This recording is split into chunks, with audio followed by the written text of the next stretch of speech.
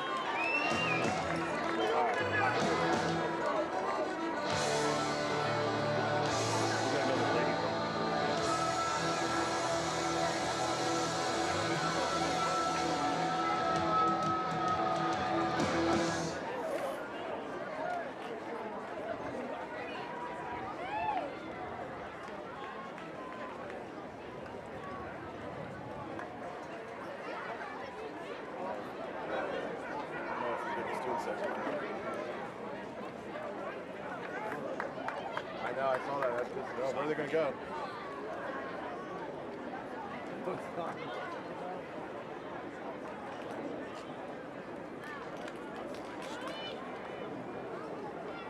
Go, boys! Go, boys!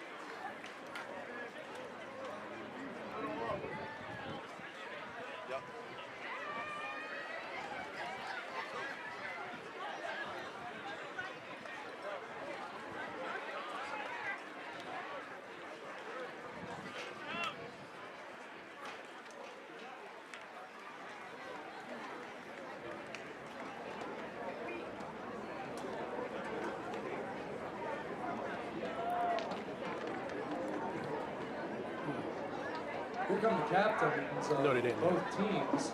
I don't know if my mic's on. Representing Episcopal Academy, Jackson Orcutt, Jamil Abdul Malik, Dorian Dabney, Jay Barrett, Richie Bruder. Representing Haverford is Zach Farragalli, Matt Jones, I always forget these guys. Jack Rischitelli, Kind of Stephen Cobb.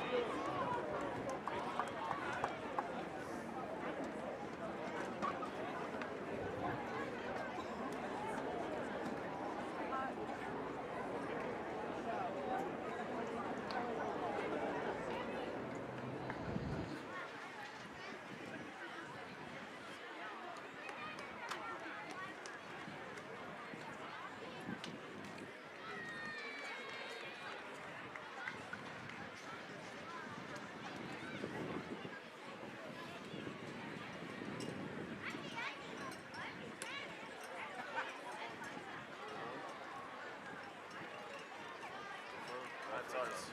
We're taking it anyway.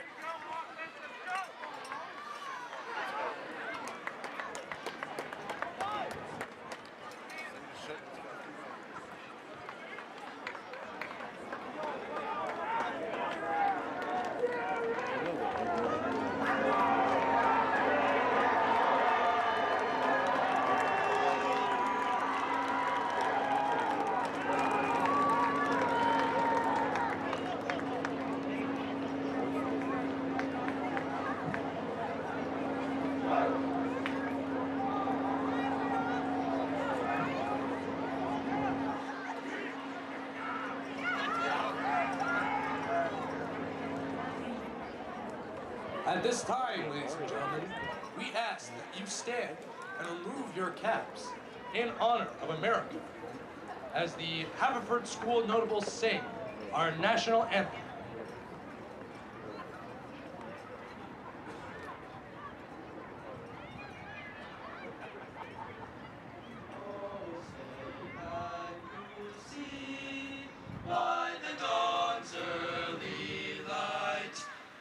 So proudly we hailed at the twilight's last gleaming, whose broad stripes and bright stars through the perilous fight o'er the ramparts we watched were so gallantly streaming, and the rocket's red glare, the bombs bursting in air, gave proof through the night that our flag was still there. Oh, say does that star-spangled banner yet wave o'er the land of the free and the home of the brave.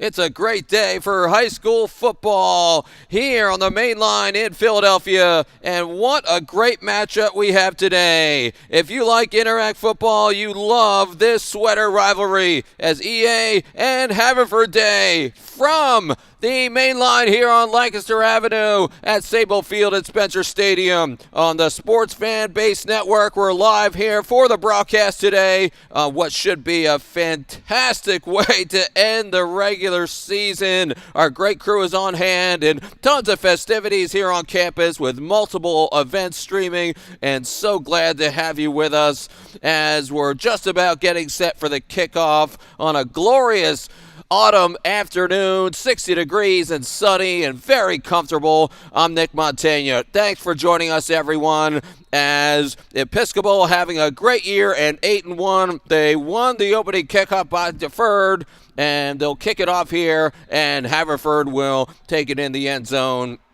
with Stephen Cobb. And we'll see the Haverford School offense as the Fords with 4 wins on the year and looking for their second conference win of the season under head coach Brian Martin in his 6th year in the position. As Zach Ferragoli, the quarterback, has been excellent. The senior will come out here and plenty of weapons to work with, including the Jones boys and Marcus number 5 and 33, Matt Jones. As you'll see, each of these teams throw it around a lot, and they'll start it on the ground. It's a good offensive line for both teams, and yes, there have been injuries like a lot of teams as they get a couple on first down.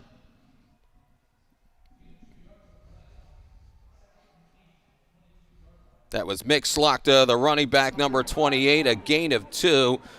So coming up 2nd down and 8 for the Fords.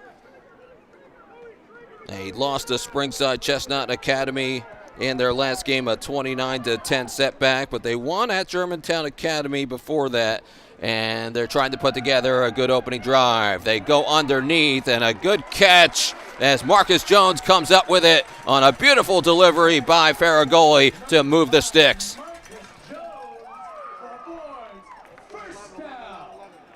What a way to get started on this rivalry day, and Haverford has been the dominant team in more modern years. The Fords have won 4 in a row in this series, and since the sweater game started in 1980, in the modern era, it's been more of Haverford, but Episcopal's having the dominant year. They've only lost once. Farragoli to the air, chucks it over the middle, and it's caught. A nice gain up the seam that time. Quinn Gallagher, the tight end, with a beautiful catch there, and eventually tracked down by Jackson Miller, the safety. Up ahead to midfield as the Fords are moving and grooving early on here in front of their fans. And this rivalry means so much, of course, as bragging rights on the line, as they'll work from the pistol here on 1st and 10 at midfield for Haverford. 1-3 in the Interac as Episcopal all over it there as their terrific defensive line able to get in there as Cam Carson, the linebacker, number 7, was able to storm in there. The offensive line for the Haverford School, of course, the Bernard twins, 51 and 71 in the darker jerseys. Not much there. So no gain, 2nd and 10. Farragoli going deep there, but he overshoots Quinn Gallagher as he was trying for him again, as the throw a little bit overshot there. And Jackson Miller, the safety, was there in coverage. Lots of Jacksons with first names for Episcopal, so I guess they have to get that straight on a day-to-day basis in practice. Lots of talent, lots of parity in this league, unless you're Malvern, and maybe they can win the conference title, but with a win today, Episcopal can get a share of the league crown. They'll throw it again, and it's almost intercepted as Jackson Miller, the safety, nearly came up with it as Farragoli was in rhythm that time, but missed it on 3rd down. As a promising drive comes to a halt, and Brian Martin will have to send out the punt team. So what looked like a prodigious start for the Fords. It'll be Cole Lasowski to punt it away. Jackson Orcutt's one of the best receivers in the league, and here in Philly, goes back and will let it bounce into the end zone. And Episcopal will get their first possession. So a nice stop there by the Churchmen as Farragoli's experienced and was starting to get some movement on that first drive, but eventually comes to a halt. So will a real quarterback please stand up, and which one will it be for Episcopal? As for a long time, Brody Garrison taking a lot of the snaps, but Jackson Soley able to take over the Upper Marion transfer has been a real winner, and it'll be Jackson Soley in the gun here on 1st and 10. The play fake as he slings it out in space and looks for Jackson Orcutt, one of the top receivers that we just talked to you about. As a short gainer there. Jackson Orcutt, all Interact first team last year for the senior when he had over 1,000 yards receiving, the 9th most in a single season in Delaware County history, and tremendous big play threat with a 48-yard touchdown against Lawrenceville, as no running room there.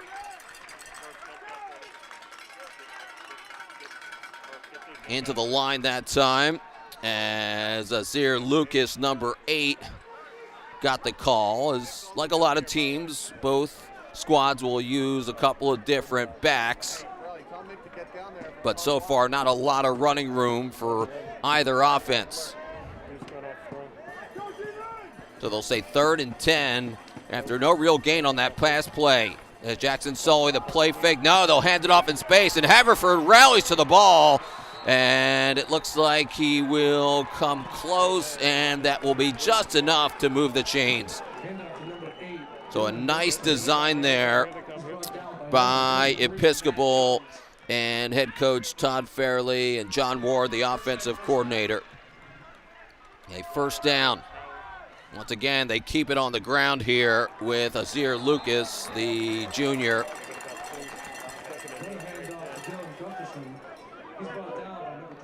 You see the offensive line trying to create some holes there. Richie Bruder, one of their best guys, not in action today. Saw him at the coin toss, not dressed for this one. And they're trying to get some push up front against Haverford's defensive line and Philip Ocala, who's one of the best D linemen. They run away from Ocala, but he's greeted by a host of Fords as they take him down near the line of scrimmage. So Haverford's defense there, ready to make the stand.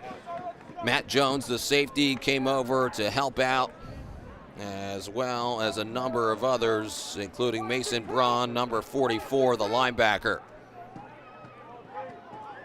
Max Powers, number 74, the nose guard, was there at the front of it as they were trying to run away from Philip Ocala, who's the right defensive end.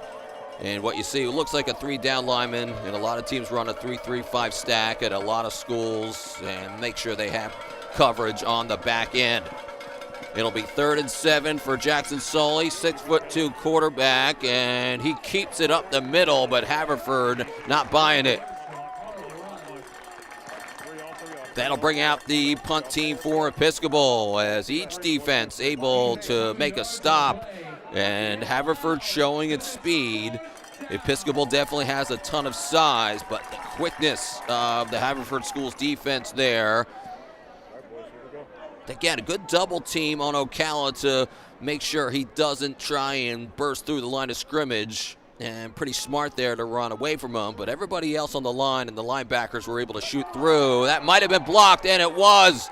Haverford came through, and the ball will bounce, and it will take a friendly roll for EA, even though the Fords got a piece of it as called by the official. So definitely tons of speed, as you see, for the Fords as they were able to get home and get a piece of the block punt. As the second possession will come up here momentarily.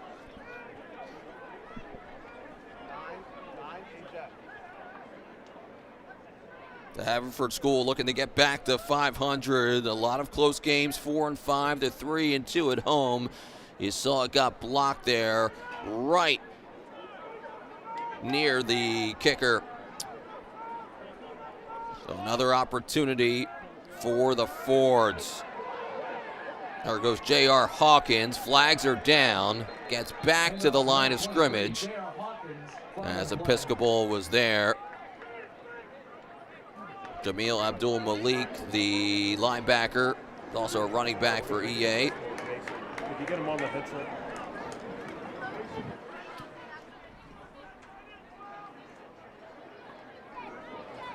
So a holding call on the Haverford School, especially on jet sweeps.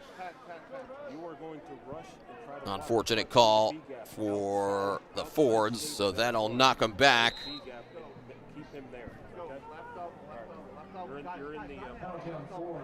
It'll be back right at the 20-yard line.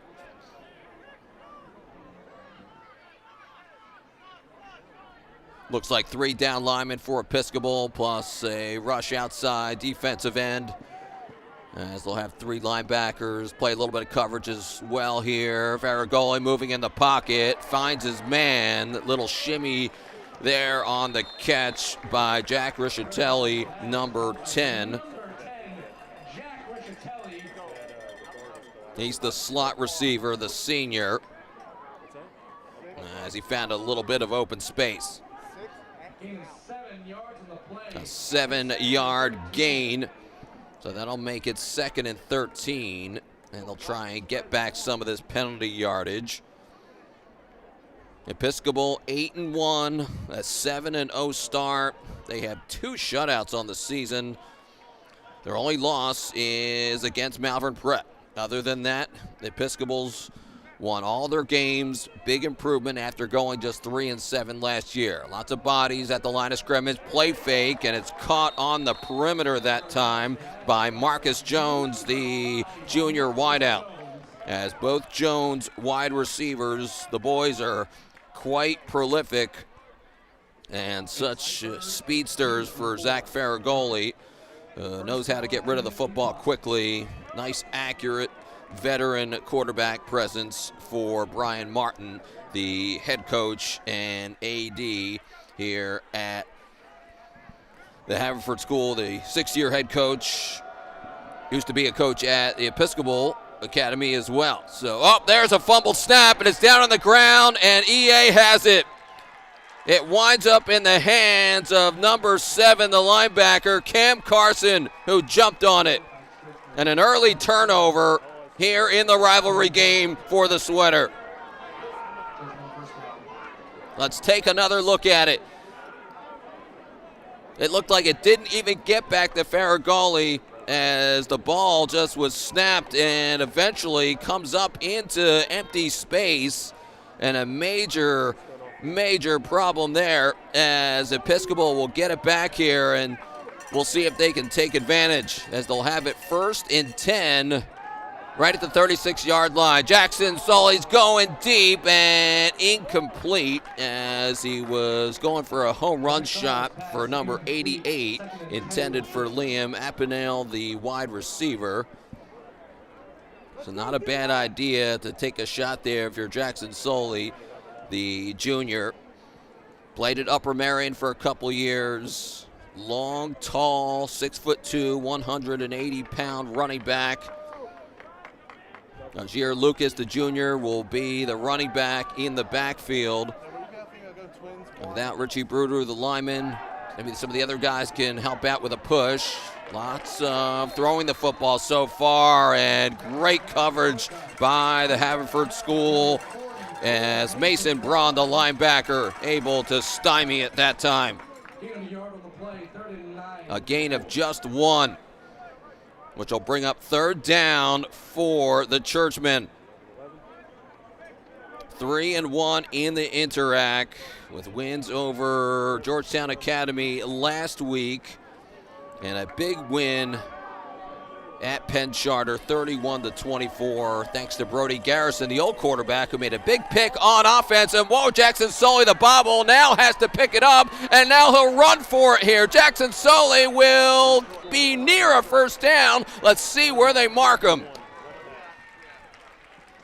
He ran out of bounds right by the sticks that time, and they'll mark him short. So decision time coming up for Todd Fairley, as it'll be 4th and inches coming up for the Churchmen. What looked like a possible disaster, Jackson Sully, it came right back to him there, and they're leaving the offense on the field. I think this is a definite go-for situation here in prime territory rather than attempt a somewhat long field goal.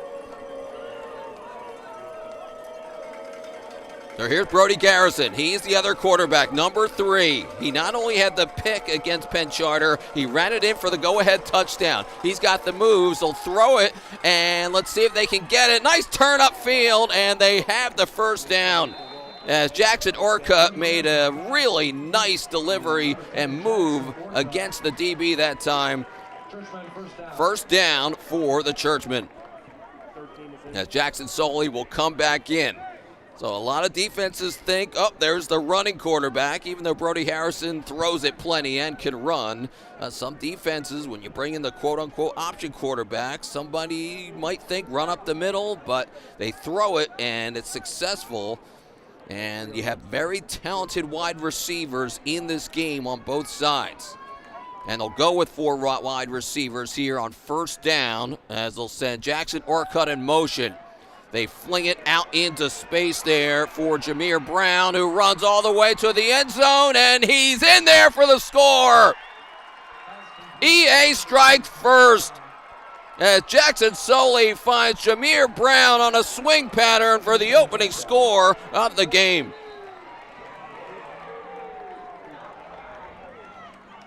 And a player's down for the Haverford School. Beautiful job on the catch. It just ran through. There was a block and a pick there.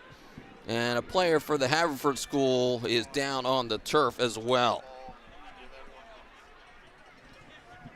So after converting a fourth down, a fantastic toss out on the edge that time, as Jackson Soley coming up with another big play.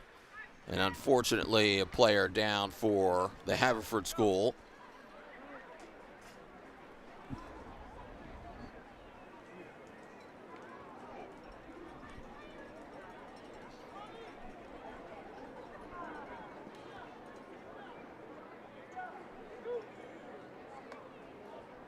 All the training staff and the coaches are out there to look at the player who's down.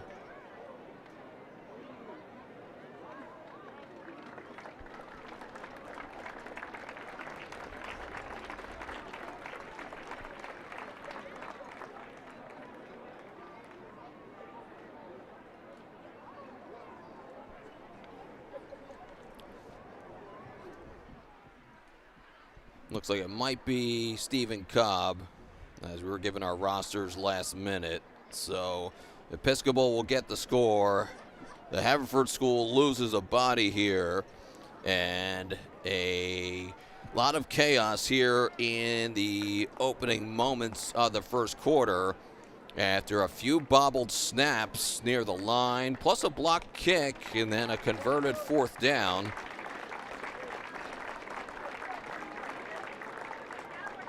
And Spencer Shaw, the kicker, will be on for the point after. Jackson Soley and the offense able to engineer on what was a short field after the turnover.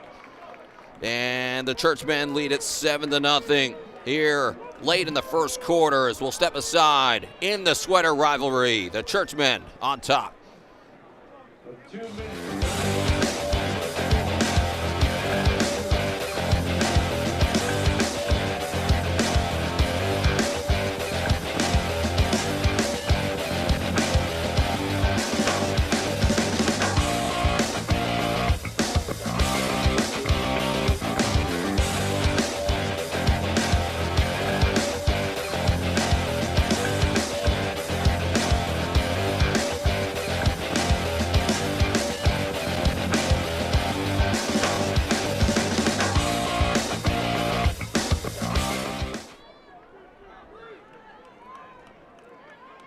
A drive that was certainly very, very important for Episcopal. Cash in on the turnover as Spencer Shaw kicks it out of the end zone. And the Haverford School had a nice drive going before they were halted right around the 50 on the opening drive. A 4-5 record. They've done very well in this series, the Haverford School. This game goes all the way back to 89, and we got to get the century right. It's 1889, but the Sweater Series has gone on since 1980, where they split it in half, different colors on each side for every sport here on campus today, and a lot of the Haverford School as 1st and 10, and the EA line able to make the stop that time. That's Baxter Shaw, the other Shaw brother, the lineman, making the stop, number 76. Plus a good job on the defensive line by Episcopal as well. Not much in the running game so far. It's been mostly passing and perimeter game. As Zach Faragali, little bobble of the snap, steps up, takes a hit, has one-on-one coverage, and it's incomplete. A terrific coverage by Brody Garrison, the quarterback, who's now a DB, as the ball was intended downfield for Matt Jones.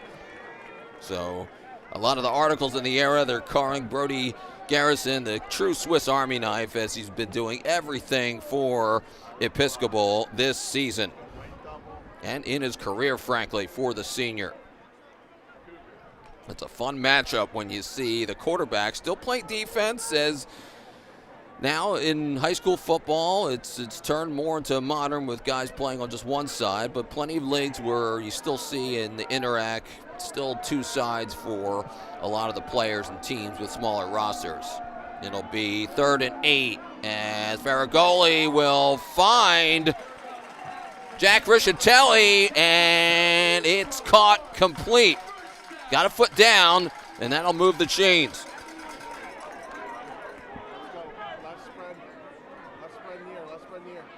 A nice look here as you see a one-on-one coverage.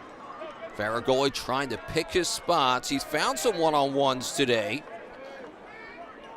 Took a shot there when he was trying to make the one throw previously before that.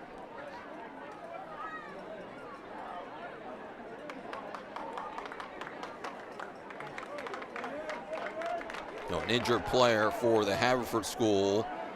Lots of injuries. Preston Bernard, one of the twin Bernard boys, number 71, limps off.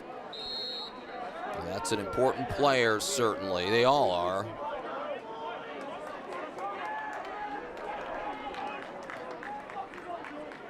Running game in terms of lines of scrimmage, the defensive lines have told the story here in the early going.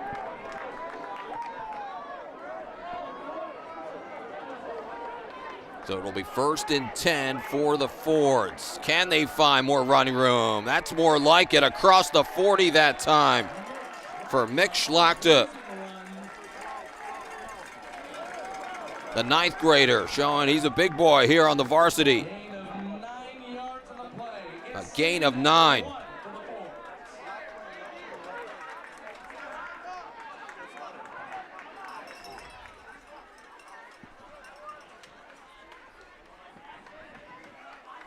Philip Ocala playing on the offensive line as well. Comes out as a 6th lineman, it looks like, just to give more protection here. Good pocket, downfield, and incomplete. Marcus Jones got turned around a little bit. They had him open momentarily. A nice play fake, going with some max coverage, try and get one-on-one down the sideline. And Farragoli just missed him that time. So it'll be 3rd and inches. Did you see Sean, our producer, dialing up the replay? They had him momentarily. Got spun around. 3rd and 1. They got it there, as Mick Schlachter will help move the sticks. So remember, they got to this spot on their opening drive and then couldn't do anything more with it.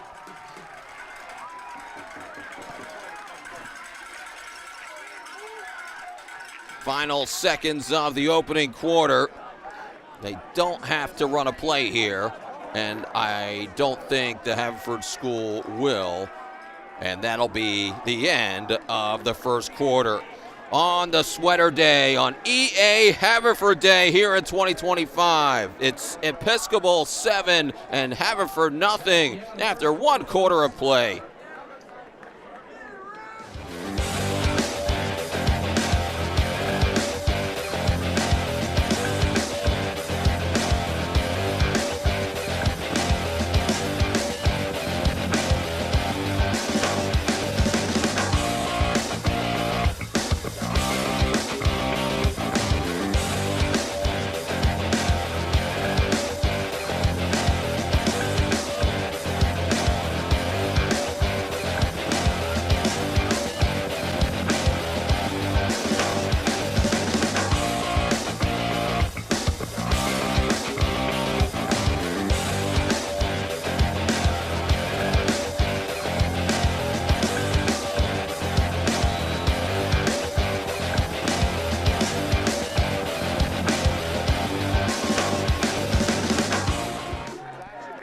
It's the start of the second quarter here on SFBN on YouTube. Episcopal and the Haverford School. I'm Nick Montaigne. Welcome back to the broadcast, everyone. First play of the second quarter, and the Haverford School's been able to move the football early on, but can they put together a longer drive?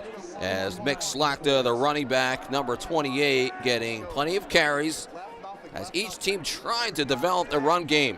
Both have been able to throw the ball with mediocre success today. But the one touchdown on a swing pattern by Episcopal after a turnover and a bobbled snap by the Fords in their own end. Let's see what Farragoli off the back foot can do with it here. Throws it beneath the sticks there. Then a nice push to get a couple more yards out of it.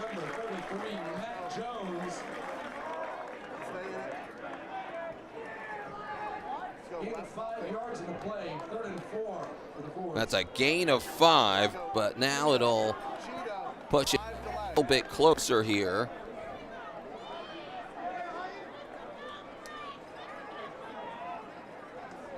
They'll say 3rd and 4 coming up for the Fords. That's 5 wide receivers on the field.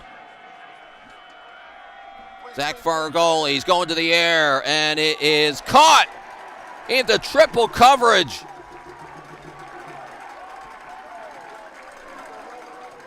It's hauled in by the tight end, Quinn Gallagher, as they've targeted him early and often today.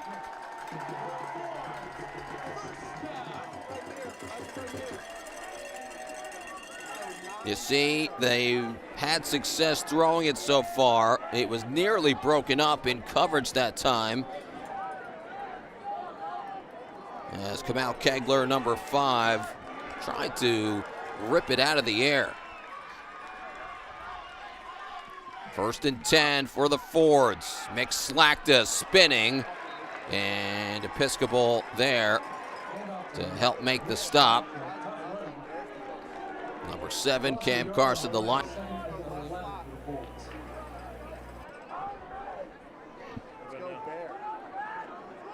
As well as Dorian Dabney, number 55, the down lineman for the Churchmen.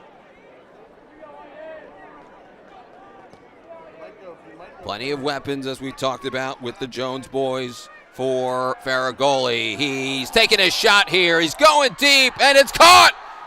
That's a touchdown. Matt Jones makes the play.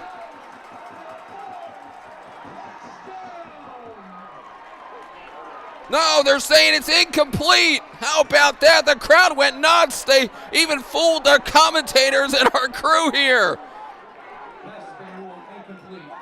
Boy, we got to take another look at this, Sean. We got to see this here.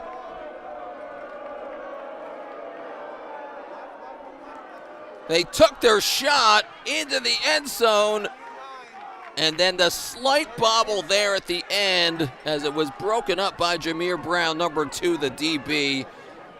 Is a tough call for the Fords.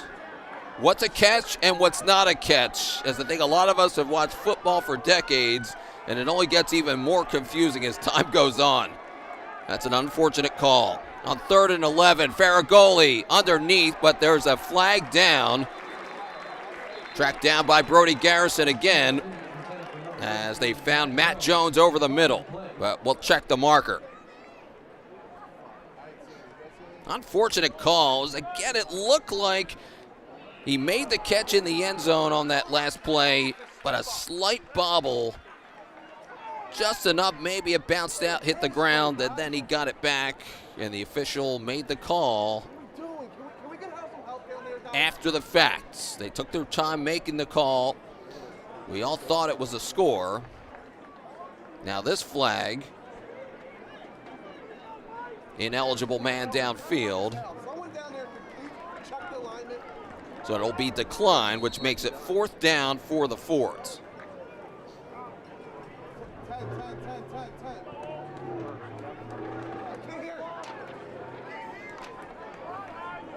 So 4th and 1, it looks like. 4th and 11. And a timeout's called by the Haverford School and Brian Martin as they want to talk about this. So again, another close call. Maybe we can look at it again possibly here in a second just to see what happened on that long bomb down the field as Farragoli's been taking his shots and chucking it around. Last week threw for nearly 200 yards against Springside Chestnut Academy. Had a deep drop that time.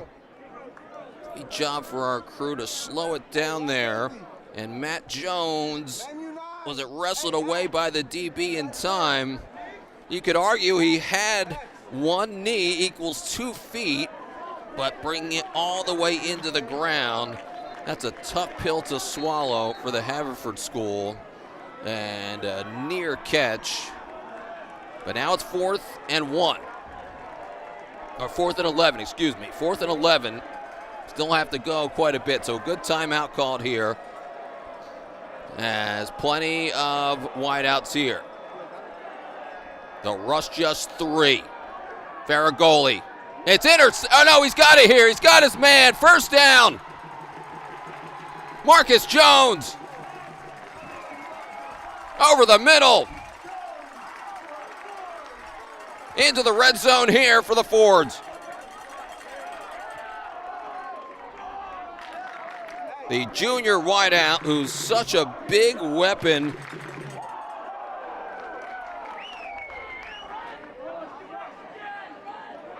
Great job to make a couple of defenders miss.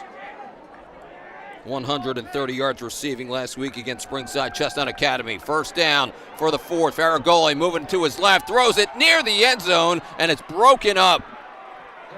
Jameer Brown's been in coverage, doing his job, number 2. The defensive back. Intended for Matt Jones. So both Jones boys, a lot of targets, as you would figure, along with Richatelli, the slot man. And they've been able to find Quinn Gallagher, the tight end, a little bit as well.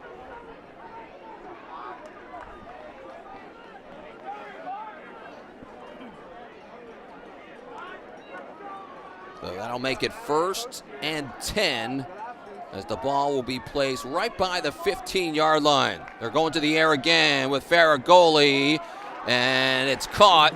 Foot in bounds, right at the sticks that time, down to the 8. J.R. Hawkins, the sophomore wideout, able to make the grab. So it'll be 1st and goal for the Fords. Red zone offense, obviously such a talking point to try and get touchdowns here when you can drive it this deep. And Farragoli's been pretty accurate. Not much of a running game for either team just yet. We'll see what they decide to do here on 1st and goal. It's Mick Slachta. Episcopal's been good up front today with lots of size. David Brickman, the linebacker, number 18, was able to chase down the ball carrier. But it's been the defensive lines that have had a push up front, and there hasn't been a whole lot of running room for the running backs. As fresh personnel coming in here for Brian Martin, the Haverford School head coach. And Episcopal will sub as well.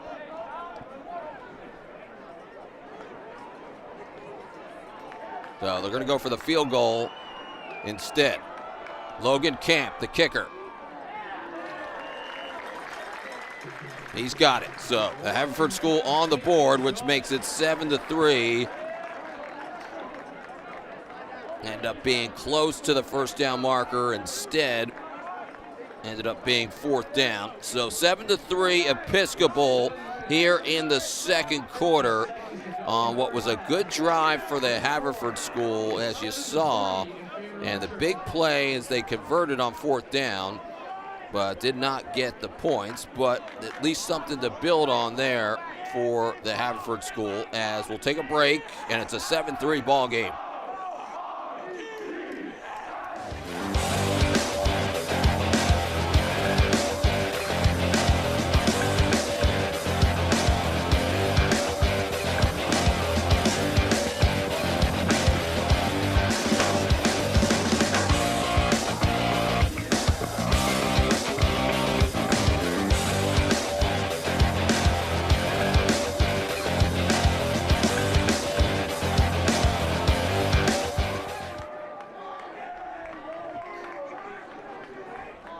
Haverford School getting on the scoreboard here, looking for win number 5 on the season, as Farragalli was able to spread the ball around pretty nicely. As a line drive kick will be taken by Jackson Orcutt, who moves it upfield. Jackson Orcutt still running with the football, and he's up to the 50.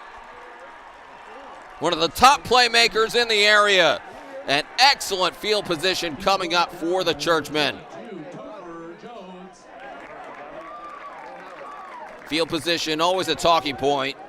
Episcopal scored off of the turnover on a short field, and now they'll get plenty of luxury here, as Orcutt will line up in the slot. And it's Brody Garrison coming out as the quarterback. So it's Jackson Soley who's been the main guy, but Brody Garrison was the quarterback before that. And they use both guys all the time. The option play, Brody Garrison chugs ahead as he moves it to the 45. He's a true dual threat. Threw for 17 touchdowns last year and ran for 3 a season ago. And his big game against Penn Charter with a huge interception down the stretch, and then he ran in the go-ahead touchdown in the waning moments. A flag is down.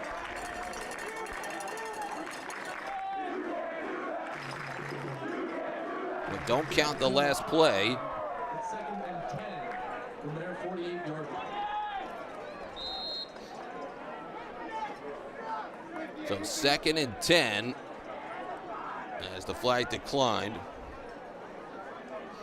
So cancel out that play, and 2nd and 10. Brody Garrison will be in a pistol formation. We'll have a wing blocker back there, and a little bit better in terms of running room as Ashir Lucas, number 8, the junior running back, plunges ahead for a couple. A gain of 4.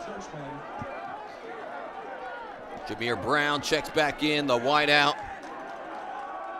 Plus Dante Poole, number 11, the tight end, out on the edge. Jackson Soley comes in as the quarterback.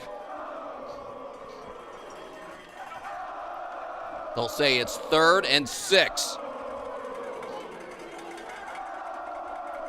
Fans going crazy right below us here up from the press box with the Haverford School. 3rd down play here. Jackson Soley's under duress, and he's taken down. Hunted down by Philip Ocala, who sang the national anthem and gets a big sack to boot.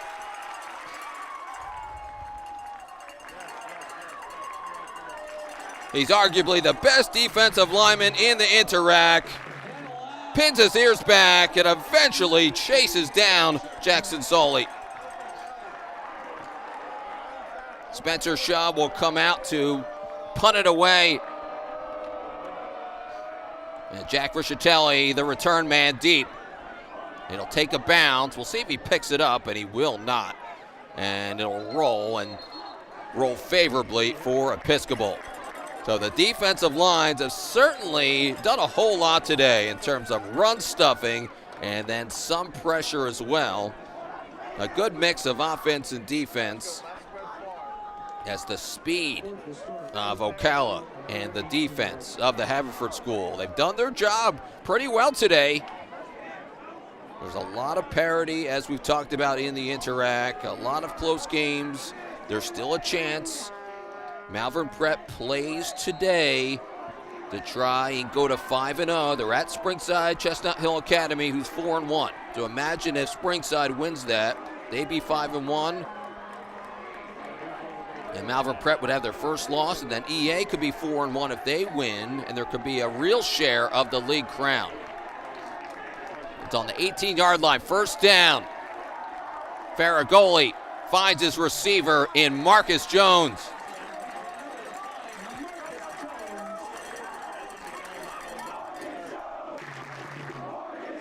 And they're chanting his name down in the stands. Easy pitch and catch there. The Jones boys have to be favorites, obviously, on campus. as nothing but standing room only as a packed house here at Sable Field.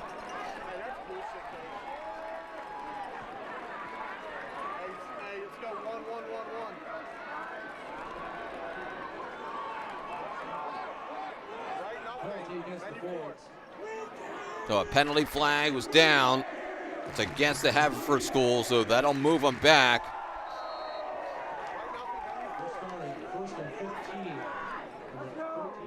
Hey, could you remind the ref we have film, live film? That's a fucking horseshit call. They'll spot the ball back right near the 13-yard line.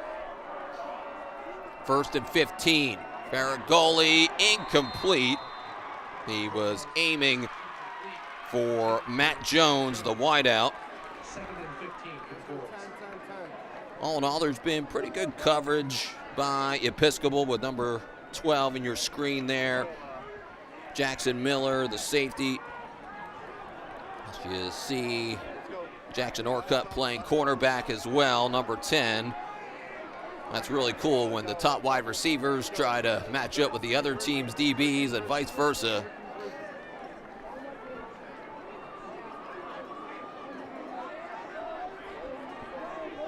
So 2nd and 15 and a long field for Zach Farragoli, the veteran quarterback. The play fake. It's batted up into the air and it's intercepted. Episcopal comes up with its 2nd turnover of the game. It's Jamil Abdul-Malik, the linebacker, who gets it. We've seen a block punt, but 2 costly turnovers today for the Fords. On a tip ball, you feel bad for the offense. The defense able to get a hand on it there. The defensive lineman, that was the pressure by Cam Carson, the linebacker, number 7, who tipped it up into the air. And eventually, a nice deflection catch. So prime position for the Churchmen. They'll have it at the 17-yard line. And Jackson Soley is the quarterback. And Brody Garrison's in the backfield with him. 2 quarterbacks are on the field. They're going into the end zone here. And it is a touchdown for Jackson Orcutt, who hauls it in the corner. Wowzers. The fans all got a good view of it that time.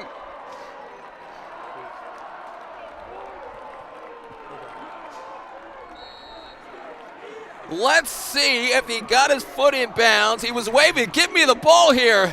Looks like he got a foot down. That's a fantastic catch by Jackson Orcutt, the wide receiver. Extra point banged through, and it's a 14-3 lead for Episcopal as they cash in off the turnover as Jackson Orcutt makes a spectacular catch, and the Churchmen with a healthy lead here in the first half.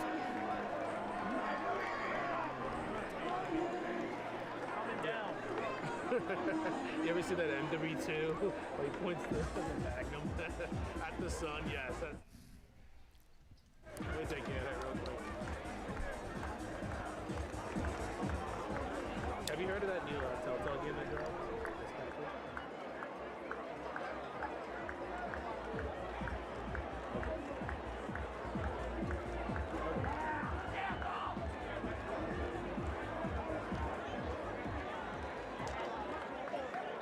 Dude, the headsets keep going out.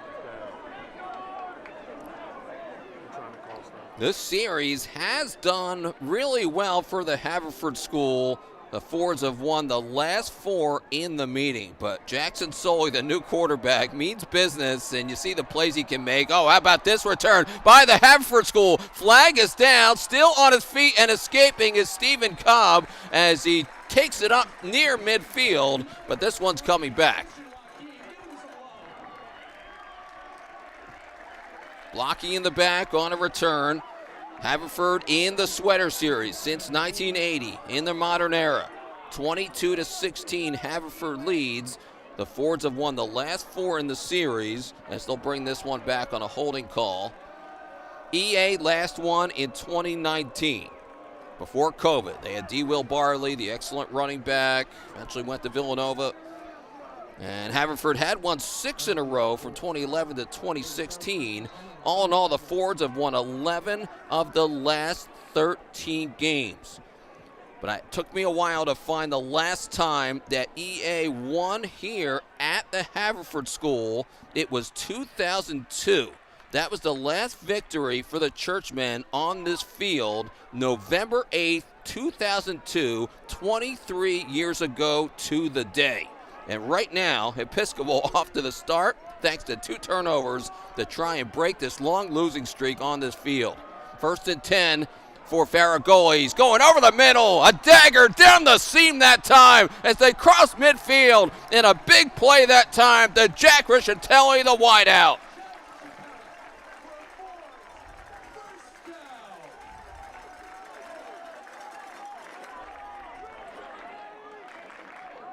Nearly 40 yards on the reception. Excellent play design for Brian Martin, the head coach, and his staff, Chris DeBello, Rob Allman, and company, as they're able to get a healthy chunk there. And you figure one big play or two from getting right back into the game, and you have the weapons on offense. And better running room, a gain of about 2 for Mick Slachta. Haverford School wants a flag or maybe a push and a shove after the fact. Certainly gets chippy in a rivalry game. The fans are certainly into this one as well. Halloween's a week later, but I still see a couple of costumes in the stands, including Batman, who's made the trip here to the main line. Help fight crime later tonight, right, Sean?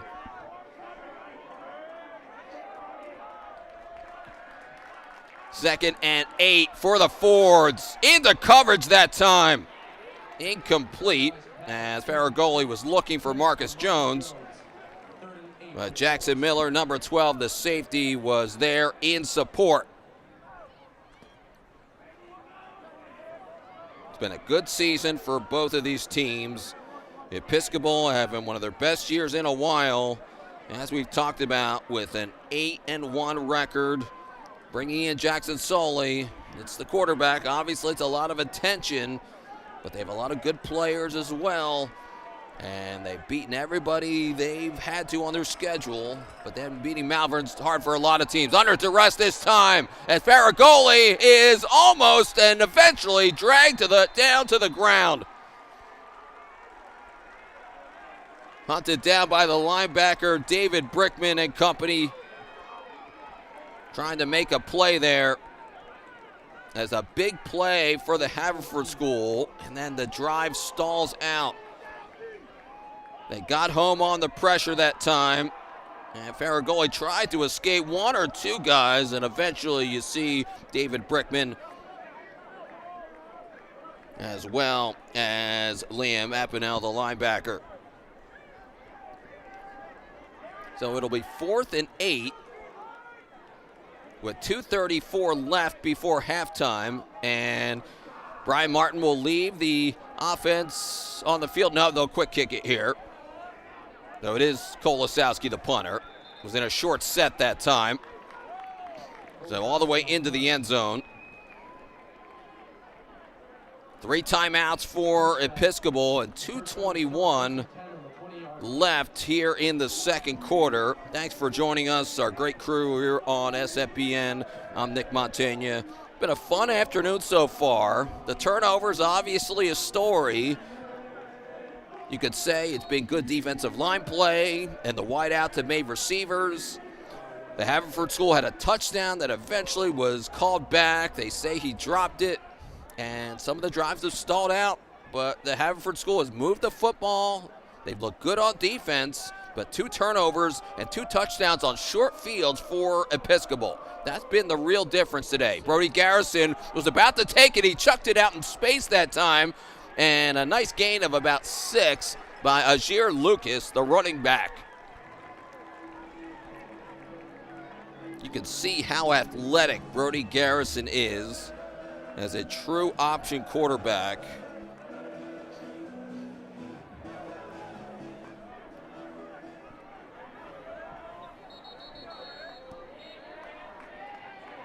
It's a gain of 7, but a flag is down.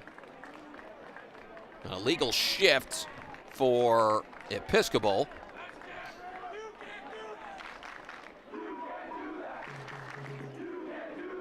Let's see where they spot it.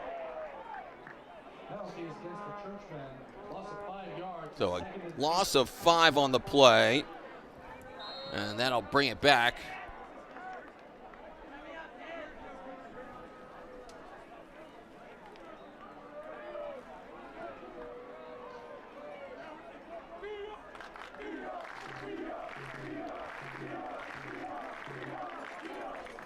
They'll say 2nd and 28. Haverford bringing the pressure here. Jackson Soley's going deep. He's got his man, and it's caught. Jameer Brown, the wide receiver, with a huge play down the sideline. That's what a new quarterback will do, and Episcopal's having a big year because of the arm of Jackson Soley that time, the 6'2" junior, with a monster shot down the field.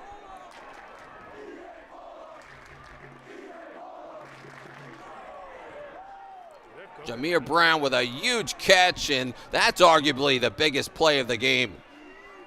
As Jackson Soley and the offense will have the ball down at the 25-yard line. Good job by the defense of the Haverford School. As Jamil Abdul Malik, the running back number 6, was trying to get the edge.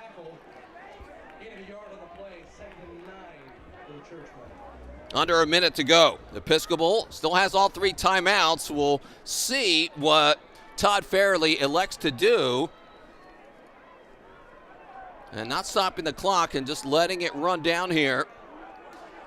As Jackson Soley waits for the call. As we'll have Jamil Abdul Malik in the backfield again. They fake the pitch. He's going into the end zone here. And is it broken up? He was looking for a flag. I think they got it. You see a lot of comeback routes today. Almost forcing the DB that time. And Stephen Cobb to turn around. As the receiver coming back to the football. So it's looking like pass interference, which could be half the distance to the goal here where the ball's already spotted. You see another look at it here. See the old comeback route. Just wait for the guy to interfere for you. As Jackson Orcutt making a smart play, and he's made the athletic plays today.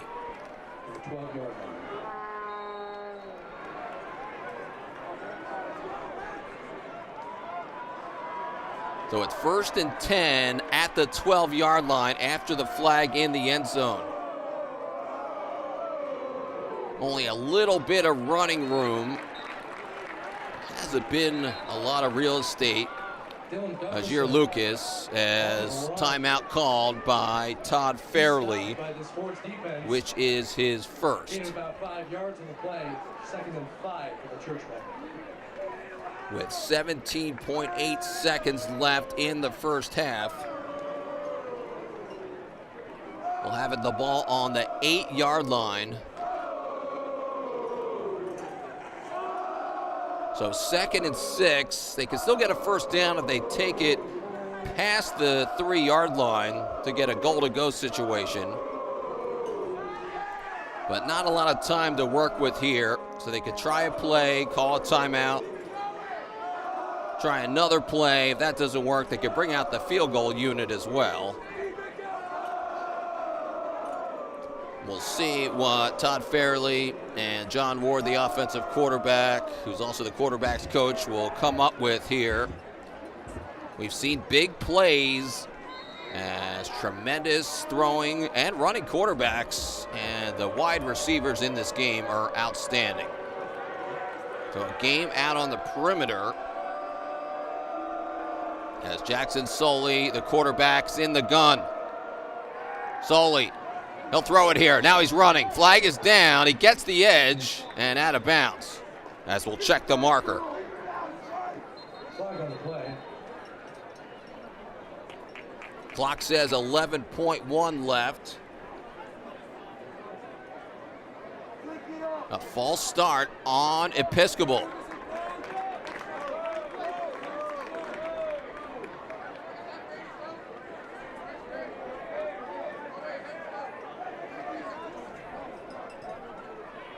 Penalty on the Churchmen. It's 2nd and 11, and the goal is 13-yard line. It'll be 2nd and 11. So back a couple yards for Jackson Soley, as the Haverford School would love to hold them to a field goal here. And the 2 timeouts, they could throw it into the end zone a couple times, but even if they throw short, they have the timeouts. Jackson Soley, quick release. It's over the head of his intended receiver and incomplete. And the pass is incomplete. Sports fans, I need you to get loud because it's 3rd down. So good coverage by the DBs. And we'll see what they have here with not a lot of time left on the clock. Just 6.6 seconds left and a crucial 3rd and 11. The ball's placed at the 13-yard line. Jameer Brown's out there as an option for him. Reed Dennis as well, the wide receiver. There goes Jackson Soley, throws on the run. It's incomplete. It was intended for Jameer Brown, number 2, the wide receiver. He wants a flag, but he won't get one. So it's 4th down. And that should bring out the field goal unit. That's Spencer Shaw.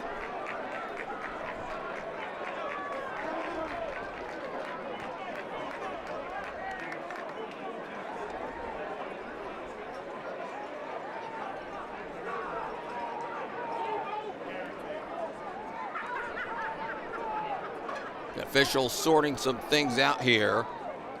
As you saw that ball eventually close to maybe being intercepted or close to a catch. The coverage was decent, might have been a flag. So Spencer Shaw will try a field goal with 1 second left. This will be from 30 yards on the left hash. The kick is up. It is good. So the Haverford School with a decent hold, and it's a 17-3 lead for Episcopal here at halftime, as the Churchmen have not won on this field since 2002, and certainly a healthy advantage here at the break. So we will step aside.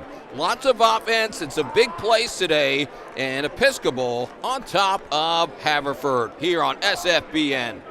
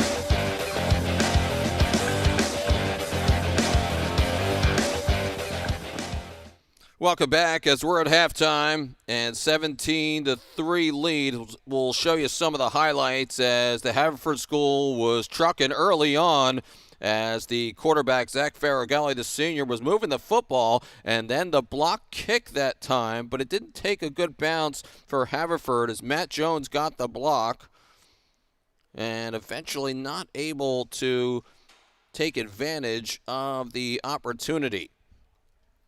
So some defensive plays and some offensive plays. Not a lot of running room for the running backs. It's been all QB to wide receivers today. And big plays being made all over the field. As Farragoli's been able to find a lot of his receivers, a lot of the Jones boys. That's Marcus on a grab. The offense has moved the football. I would think that Brian Martin has to be happy, but eventually there's the first turnover as a faulty snap, and eventually Cam Carson, the linebacker, was able to be in there on the play. And then the bobbled snap by Jackson Soley kind of got a little bit crazy at one point as he motored out of bounds and saved what could have been a bad play. So you could say Episcopal, they get a break as that blocked punt didn't end up being havoc. If anything, it bounced in a good trajectory. Then they get the turnover and then the touchdown out in space. And that's when Stephen Cobb, the DB, got hurt on the play. And the opening touchdown by Jameer Brown.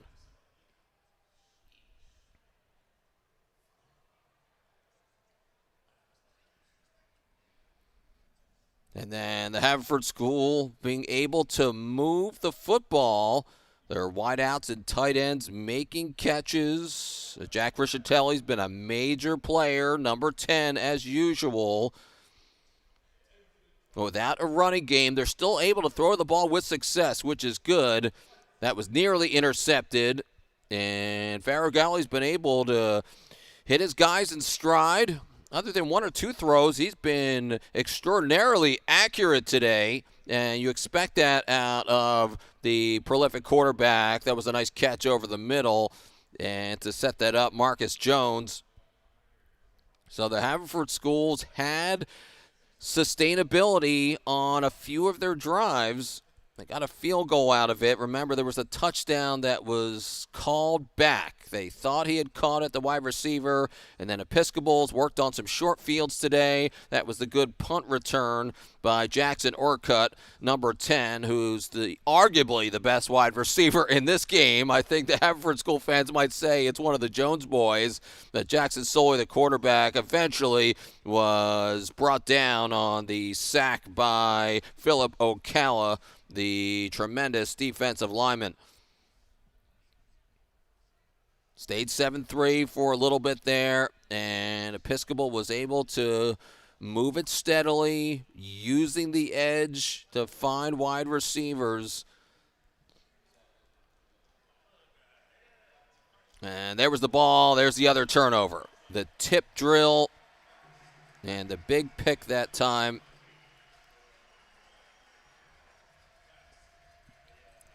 Such a big play. Jamil Abdul-Malik got the pick that time. And then the beautiful throw into the end zone.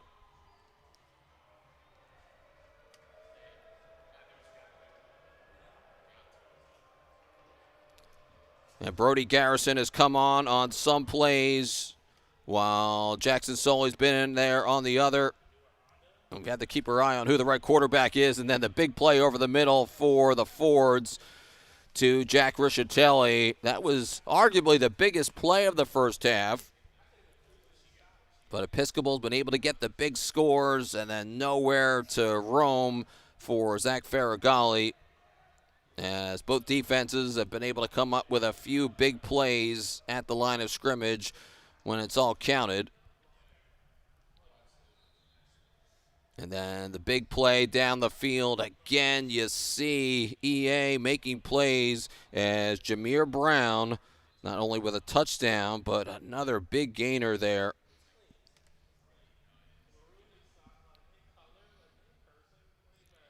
So nice plays by the Haverford School. They've been able to use their tight ends a little bit, use their receivers. And 17-3. As we'll take another break, we'll see what the Haverford School can do when we return, as the Churchmen will get the ball first at the start of the second half.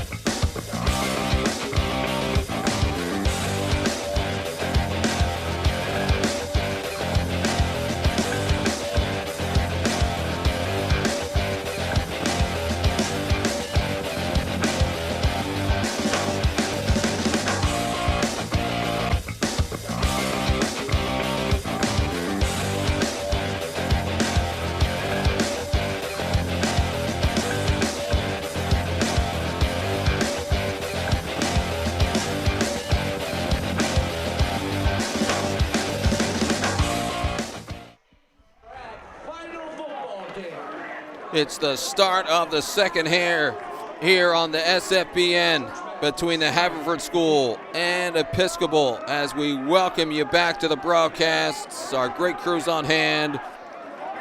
EA Haverford-EA, all the teams competing, a packed house here at Sable Field, and a very fun first half with a lot of action. I'm Nick Montagna. Sunny in the low 60s. An awesome November afternoon here on the main line in Philly. The Churchmen, they've been able to punch it into the end zone a couple times because of 2 turnovers by the Haverford School. And the Haverford School, they've looked good on defense at times, but the big play, always a talking point.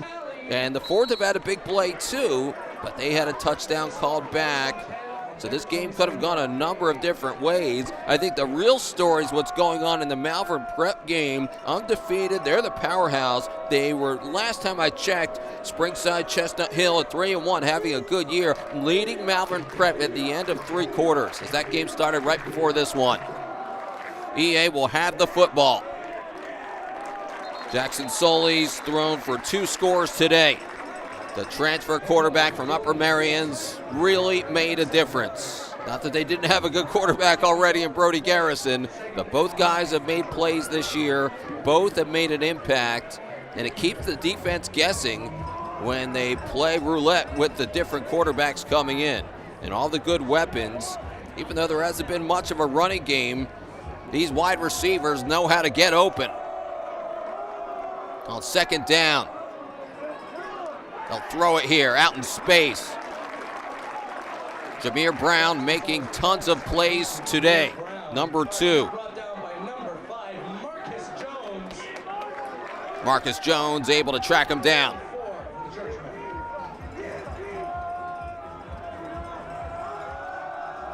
So an early third down.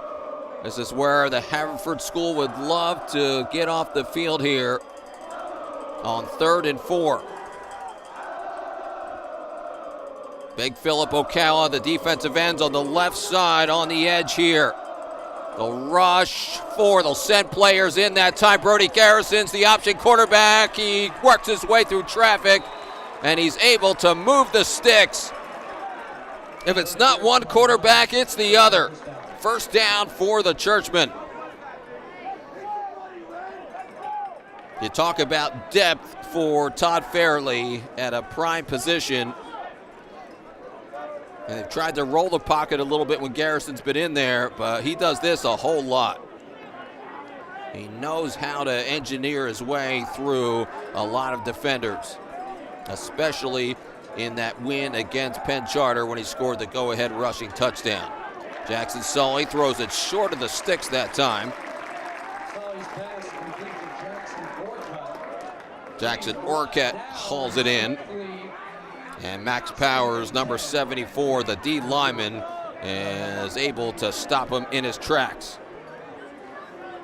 4-5 record for the Fords, while Episcopal has lost all but once. And if this scoreline holds and Malvern Prep loses, it would be a share of the Interact title for the Churchmen. Oh, that ball got dropped that time, and Jackson had the fall on it that time. Jackson Sully, the quarterback, saves the day.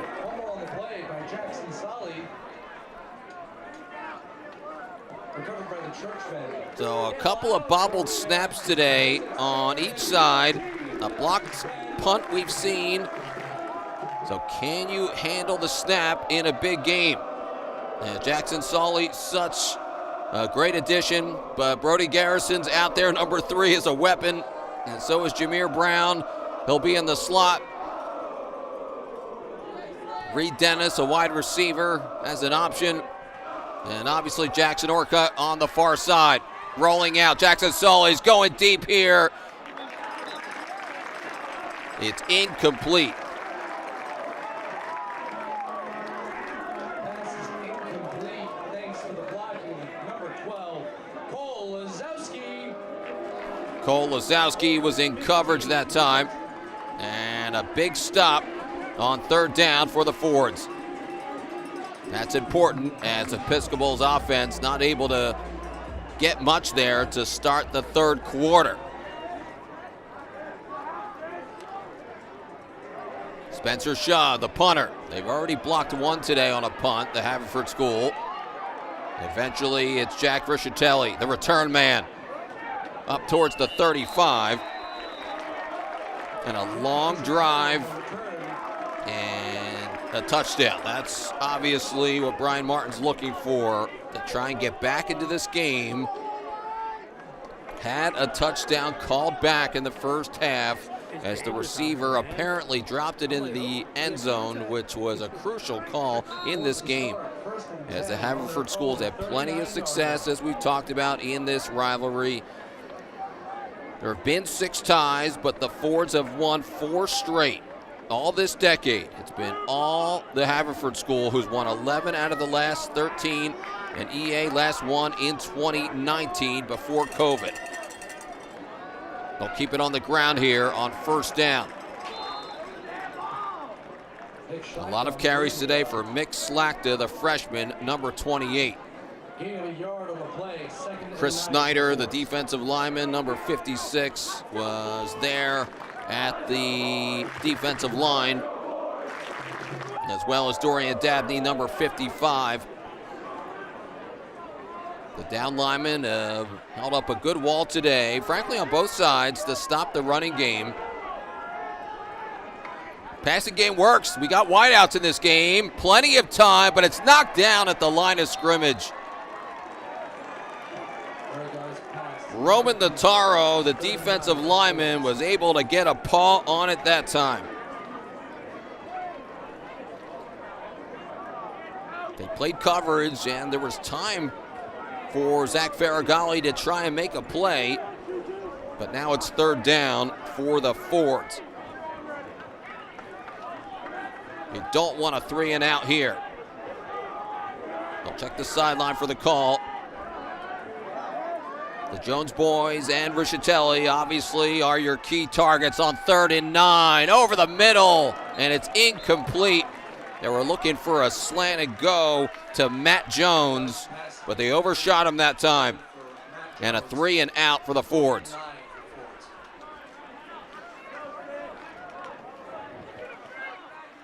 I love the slant pattern. Just couldn't time it up as well. Matt Jones was trying to get to a spot there.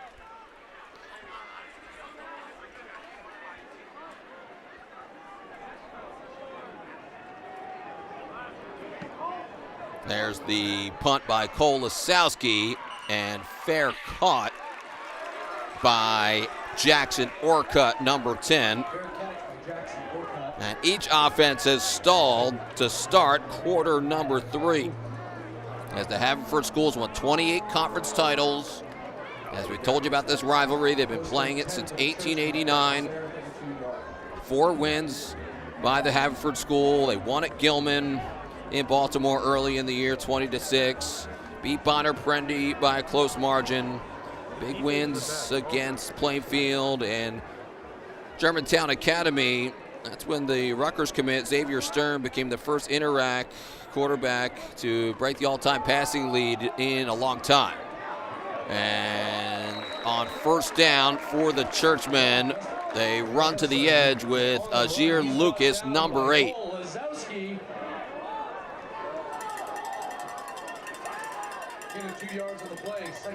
Cole Lisowski eventually making a lot of plays, number 12.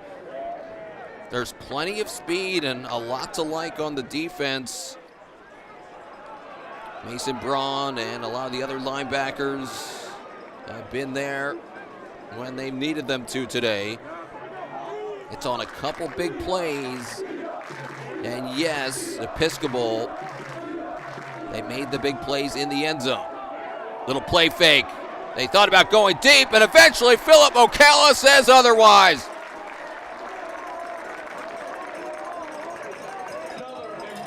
The big man up front doing his job as usual. They were looking for a big play down the field that time, and they got home with pressure. Philip Ocala not only singing the national anthem, has a couple of big-time pressures today as the whole a cappella group for the Haverford School, and Philip Ocala, one of them, a beautiful rendition of the Star Spangled Banner before today's kickoff. On this special rivalry day where there are a ton of people here watching this game in person. And thanks for where you're watching. Episcopal, new quarterback, Jackson Soley, thought about going deep again. Now he'll run with it, and eventually he's wrestled to the ground by Cole Lisowski. That'll bring up fourth down. So the defense is making the stops here. And now a 3 and out on the other side for the Churchmen, who have 8-1 record this year, a 7-0 start. Wins against Germantown Academy. That was one of their shutouts last week, 28-0. They got shut out by Malvern Prep. Watch out for the block there. Oh, it's dropped. It's muffed that time by Jack Richatelli, and he thankfully falls on it there. Already 2 turnovers by the Haverford School today. A muff punt would really count as another if that ball had gotten away from him. So a good break and a good recovery by Jack Richatelli, who was able to land on it comfortably. Let's hope comfortably. 1st and 10 for the Fords. Big win over Germantown Academy. Matt Jones had 2 touchdowns. Farragoli threw for 146 and 2 scores in their last win. Is their running room straight ahead? A gain of almost 8 as Mick Slachta barrels through with a good push by the lineman that time. That's maybe the best pure run up the middle. A gain of 8 by Mick Slachta. Zach Farragoli will have him in the backfield again on 2nd down. They'll try it again. Mick Slachta looking to try and hit the edge that time. but he's roped down to the ground Big time. by David Brickman, the linebacker. Number 18. 32 for the Fords. Both teams have tried the perimeter today on some sweeping motion. We'll see what they can mix up here for Brian Martin and his staff. It'll be third down as the defenses have made the stops so far to start the second half. You don't have to get it all back at once, but big plays with these receivers on both sides, it's definitely a factor. They've kept it on the ground so far. They'll fake it here. Faragali will take it. He has a first down and keeps it up out to midfield. First down for the Fords. They've won 3 times this year at Sable Field, and having a senior quarterback like Zach Faragali, he can run a little bit himself. They'll mark him short of the 50, but the ball's essentially at midfield on first down. A very important play for the Fords. Nice cut and move into space that time. Cole Lasowski, the running back. He's doing it all today. As Brody Garrison's such a versatile player for Episcopal, you're seeing Cole Lasowski kick and play both sides and be a factor.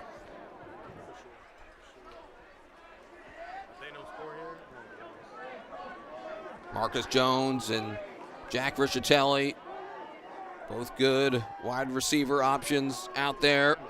Matt Jones just came back. He missed 3 games because of injury. Is he a factor down the stretch? That's the question. The play fake. They dump it down over the middle. It's bobbled and then caught. Wow, what a grab! Quinn Gallagher on the highlight catch as he knocked it down to himself on purpose. A first down for Haverford. The little floater pass that time, right through the seam. As Jameer Brown's made plays on offense, and number 2, the defensive back, tried to break it up.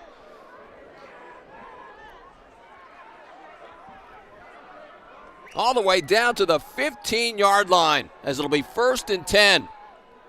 For Faragoli, there is some running room there for Cole Lasowski.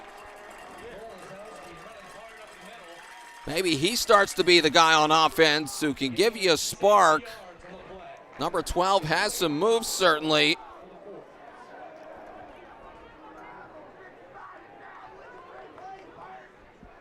So a gain of 6 to make it 2nd and 4. And Brian Martin and his squad, they have to think touchdown here, especially with a quick-moving third quarter. Faragoli, he's in the gun here. Lasowski is dragged to the ground. That's Dorian Dabney, number 55, the defensive lineman.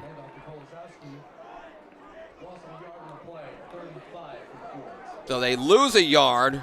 They'll mark him back 1 to make it 3rd and 5. And you would think in a rivalry game, when you try and lay it all on the line, starting to get a little bit late in the contest, this might be 4-down territory for Brian Martin. Now under a minute to play in the third quarter.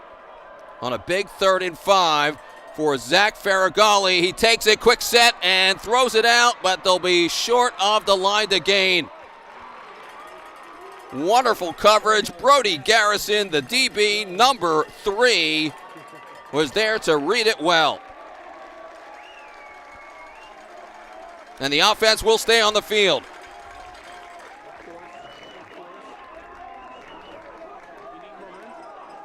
Clock's at 30 seconds.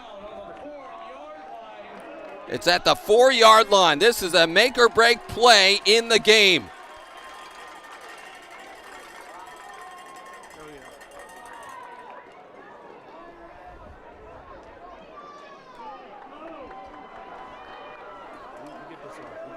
No, they say he got the marker. 1st and goal is the call. Faragalli takes it himself, and eventually he's tracked down by David Brickman, the linebacker. And that will end the third quarter. So enough to get the first down on that last play. So they get it 1st and goal to go, and now they'll march about 90 yards the other direction. And 2nd and goal for the Haverford School when we come back, the fourth quarter on the other side of the break.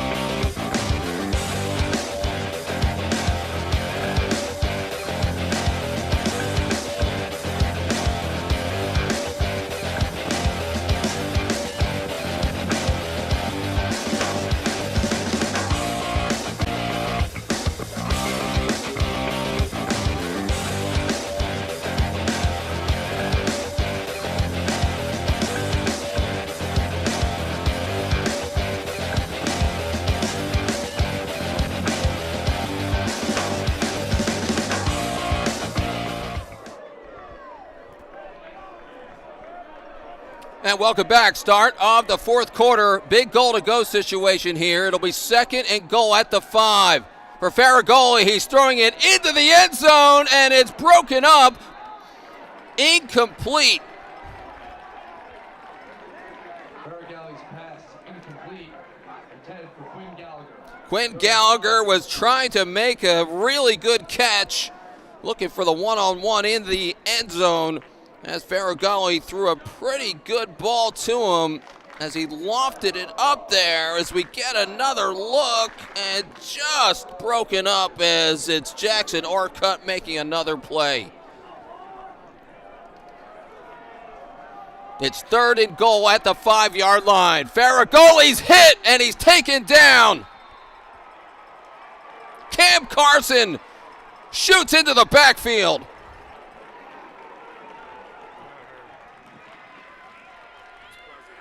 So a big 4th down decision for Brian Martin. You're into the fourth quarter here. You'll lose yardage on the play. It'll be 4th and goal at the 13-yard line. As we've seen the defenses make enough plays, and especially here in the second half. It was more offense in the first half of moving the ball. Could be the play of the game. Here it is. Faragalli will step up in the pocket, throws on the run, and it's incomplete. It was broken up in the end zone nicely by Jamil Abdul-Malik, number 6. Was trying to find Marcus Jones in the middle of the end zone, and now Marcus Jones is down. Matt Jones had missed some time because of injuries. A lot of schools are high on him. Obviously, if you know college football, and remember their dad, Isaac, he was the wide receiver for Drew Brees on their Rose Bowl team in 2000. I remember I got to see them in person back in the day. They lost to Washington in the Rose Bowl that year as Travis Dorsch, the kicker, missed a field goal in that game. So there's my memory bank for Big Ten football at the turn of the century. Got to see Drew Brees play in person. It was a real delight back in those days. So 1st and 10 for the Churchmen as they get it out to the edge that time for Ajir Lucas. And what a stop that was. Multiple opportunities for the Haverford School. But obviously the sack took them back a couple yards. They've had so many opportunities, and they just haven't been able to cash in.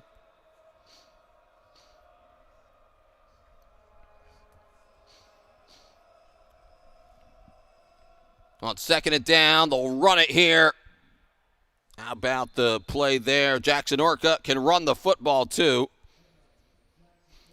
So interesting update with Malvern Prep as they were trailing the whole game, but came back in the 4th quarter, and then Springside Chestnut Academy was looking for a walk-off field goal at the end of regulation, but Malvern Prep blocked it. So they went to overtime, and Malvern Prep scored in the first overtime the last time I checked to take what I think was their first lead of the day.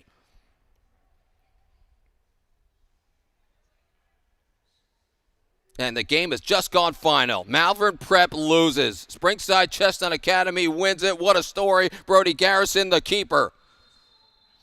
Did you see that coming? And Springside Chestnut Academy went for 2 in overtime. They beat Malvern Prep 21-20. That game just went final moments ago. Wow, what a season. So that makes Malvern Prep, that's their first loss in the conference, 4-1. Springside 4-1. Episcopal, if they win this, Brody Garrison will throw it here on the edge. Running with the football is Jackson Orcutt as he's looking to take it to the house. You betcha! Touchdown, Churchman!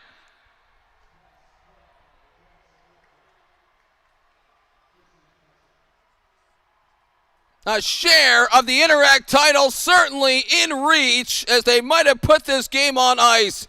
As Brody Garrison, he used to be the starter. They use him all the time. And look at Jackson Orcutt just run away from everybody. He had a 71-yard touchdown from Garrison against Lawrenceville. He had one from Soley as well in that game, a 48-yard score. Over 1,000 yards receiving a season ago. Extra kick, extra point makes it 24-3 for the Episcopal Academy. They haven't won on this field in decades, and they are on their way. As a big play out in space that time. An amazing display of speed by Jackson Orcutt, whose wide receivers have made the biggest plays today. I think you could say it's a number of them. And frankly, they all have. Matt Jones just coming back, maybe not 100%. And Marcus Jones has made plays on the field. And same deal with Jack Riccitelli. But the receivers on the other side for Episcopal, Jameer Brown with a touchdown. And this is a big one here. Here's the kickoff. The Haverford School, not a lot of running room that time as they rally to the football. And, of course, it'll be a long field. Think of the Fords if they are able to get a score there and they get within a touchdown. Instead, they turn it over on downs, and then a few plays later, Jackson Orcutt taking it to the house. So this game just changed on its head in the matter of moments. And same deal in that Springside Malvern Prep game where Springside led the entire game, and then Malvern Prep comes back and takes the lead in overtime, but Springside wins it in overtime as they went for 2, and that has to be the win of the century.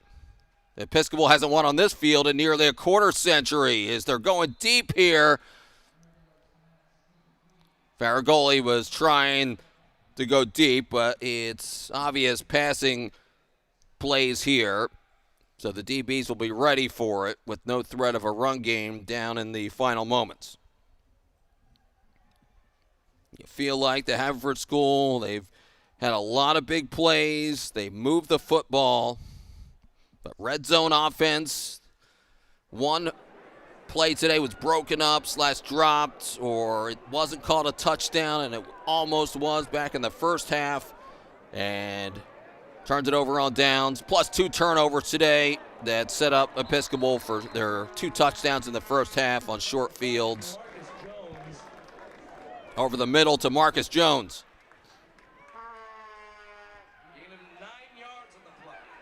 He gets 9 yards on the play. But 3rd and 1 coming up for the Haverford School. And now they're in 4-down territory for everything, basically. One would think. We'll see what happens here as they get a block on the edge. 1st down for Mick Slachta. It'll only get better from here for the youngster. Plus, they've run it a little bit with Cole Lasowski in the second half with success. But punching it into the end zone, that's what people are looking for at the end of the day. And it's been a bit of tough sledding, although just by the eye test, the Haverford School's well coached and well prepared, and a veteran quarterback who's made plays, but finishing drives. Farragoli over the middle, but it's dropped and incomplete. Intended for Matt Jones.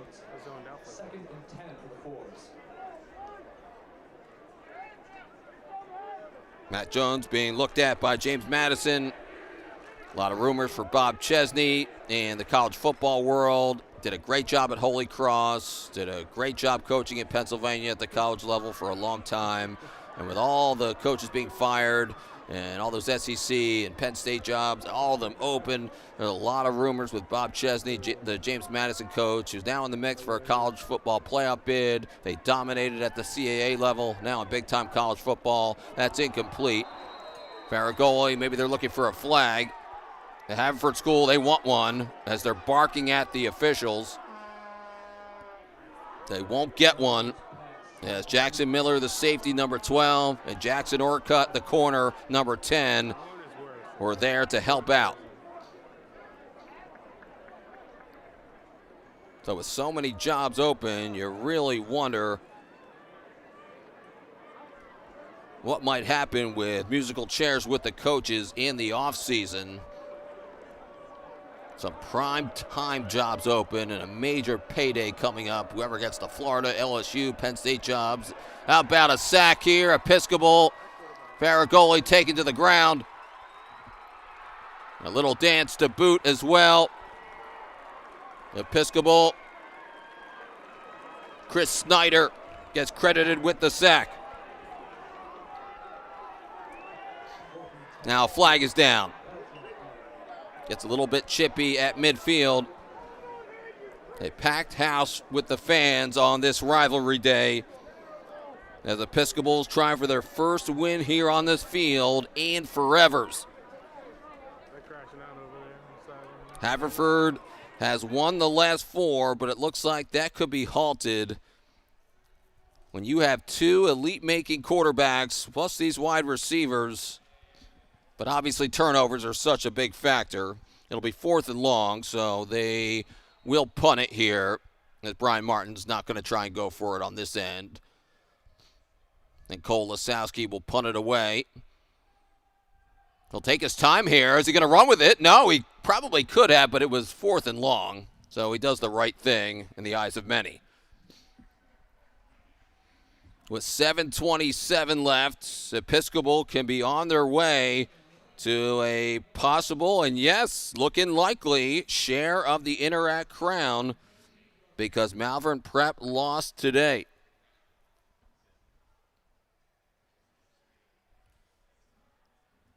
A crazy day here on the final day of the Interact, and obviously the big GA PC day with that game starting at 1:30 as well. With that great rivalry, and I've been able to take in and broadcast some of these events at some of these campuses, and the fan turnout's just unreal. Unbelievable crowds for all the sports. Keeper that time, Jackson Sully, the quarterback. What an addition he's been. Plus, when Brody Garrison comes in, it's such a game changer because it keeps the defense on alert.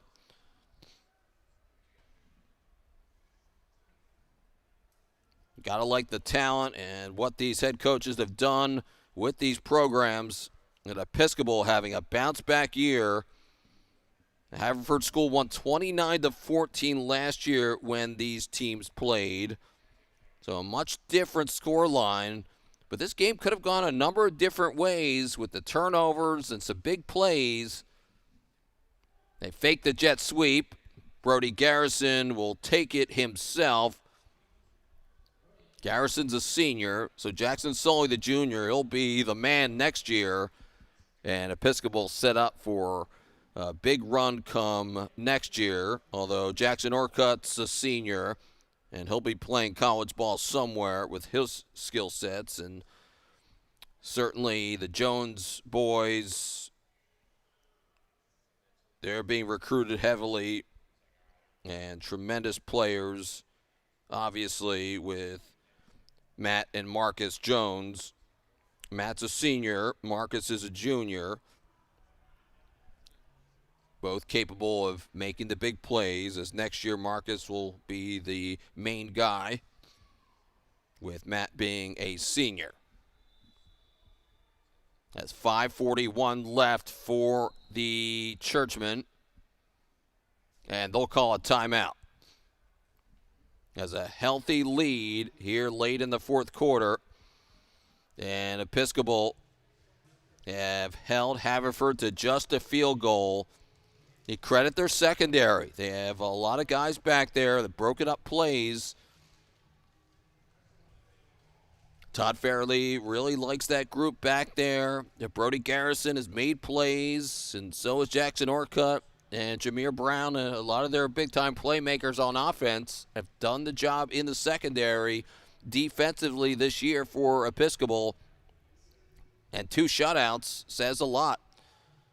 They shut out against Simon Gratz early in the season, and last week on November 1st, the 28-0 victory at Georgetown Academy. The offense will come back on the field after the timeout.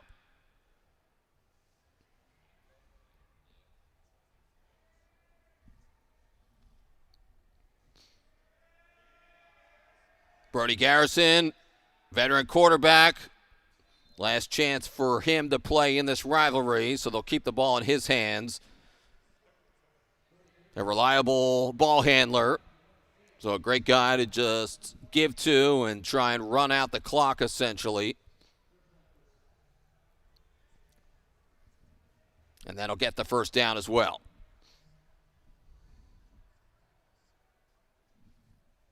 Brian Martin with 3 timeouts, Episcopal with 2. And they'll take their time with the offense. And Episcopal, you have to hand it to them. All their quarterbacks have made big plays today. And Brody Garrison knows how to run with it. I hope Brody Garrison gets some looks. He's quick and he's nimble and he's smart with the football and he's decisive. And that's what you want as a quarterback, a guy who knows to go with the football. As you don't have to have the biggest arm, but if you can make plays and be ahead of the sticks and have the IQ to know where to go with it, that's what Brody Garrison, he's a true football player. And the athlete that he is, I hope somebody takes a good look at him.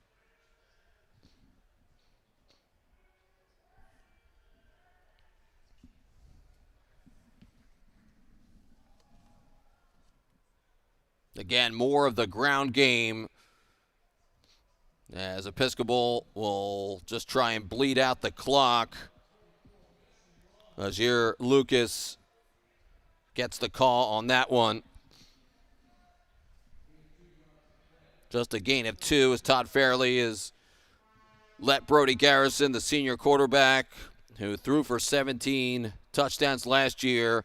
He was really the hero against Penn Charter with that huge interception on defense late, and then eventually he punched it in with a big touchdown. This one's batted into the air and broken up.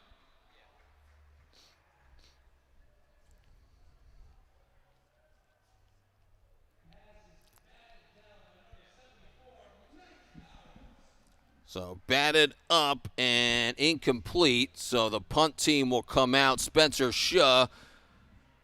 And the Haverford School will get a chance to get the ball back here. If it was still a 17-3 game, then getting a stop back, and with 3 timeouts at 3:28, maybe you get the ball back, you get a score, you could get back into it. Just think of the Haverford School when they blocked their punt early in the game. If it had gone the opposite direction, they would have had a short field. Instead, it was blocked. It ended up being more like a true punt, and Episcopal didn't have any problems with it and didn't get dinged for it. So the Haverford School, one last crack at it here with 3:22 left on the clock. But a solid year. They've done well in this rivalry, obviously, as we've chronicled.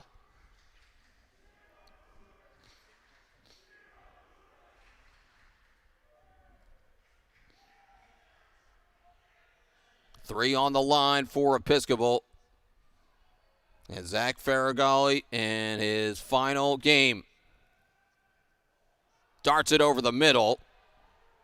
Looking for Matt Jones. Those guys with one last chance on the field together to try and connect.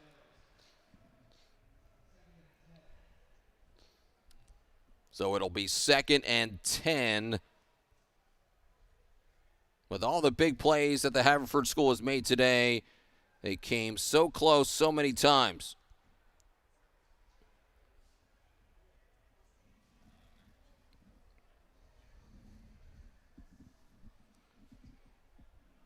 Another chance here. Faragali over the middle, bobbled and incomplete. As into the seam for Matt Jones, and he just couldn't quite hold on. I remember his dad Isaac and that Purdue team in 2000 so vividly. Drew Brees making plays on the entire planet. And going to the Rose Bowl that year. Dad Isaac, just a special moment, especially back in the day in the Big Ten. Going to a Rose Bowl meant everything, and now it's a lot different in college football. Everything's all over the place. Faragali watching his backside, throws and incomplete. He was looking for Quinn Gallagher, the tight end. Couldn't quite connect.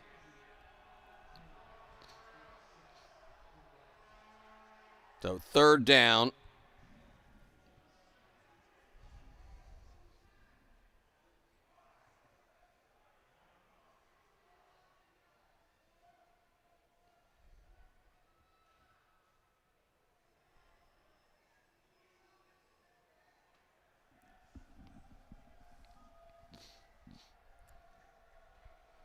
The offense will get the call from the sideline as the clock stopped with over 3 minutes left. Springside Chestnut has won in overtime against Malvern Prep. They went for 2 at the end. So Episcopal will look for a conference crown as they make the stop that time, as Liam Appinell, the senior, on the edge that time, able to track down the ball carrier.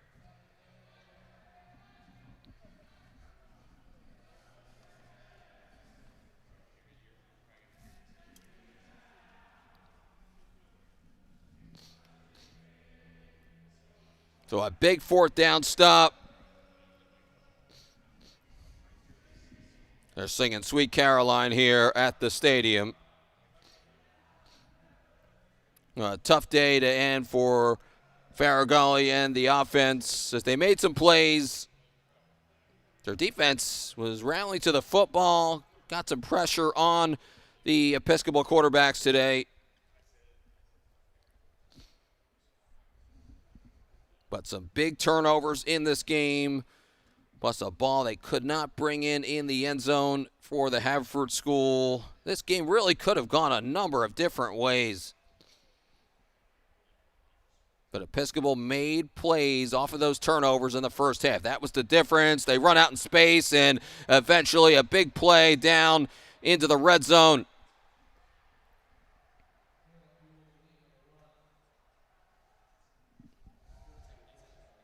Jay Barrett.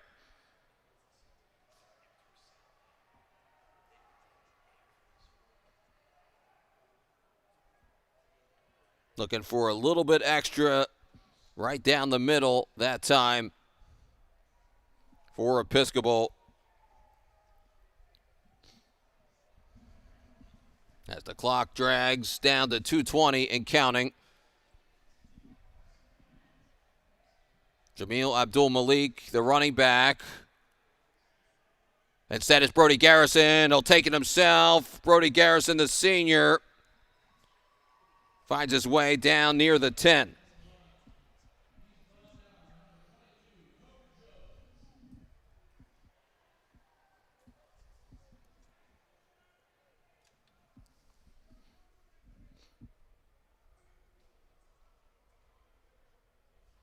Brody Garrison, really neat to see him get a lot of the snaps down the stretch in his final game.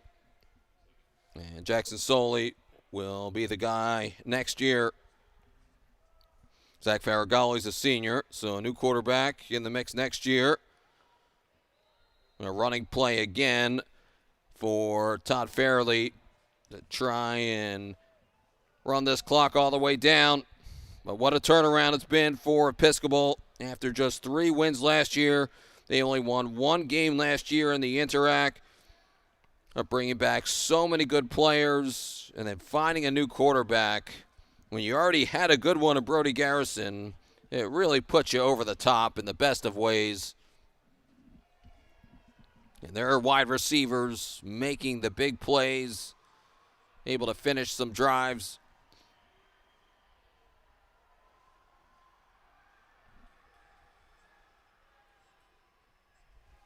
So Brody Garrison in the gun on 3rd down.